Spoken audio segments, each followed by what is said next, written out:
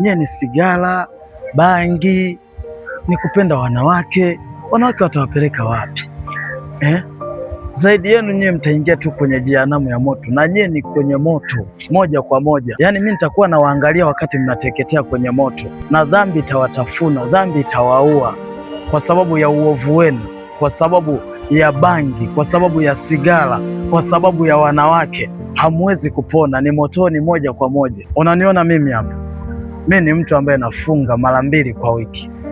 Mimi ni mtu ambaye natoa fungu la 10. Mimi ni mtu ambaye nafanya maombi na sali sana. Mimi ni mtu ambaye ninamwamini Mungu wangu. Lakini nyie, samani kaka, kulikuwa kuna watu wawili, mtenda mema na mwenye dhambi.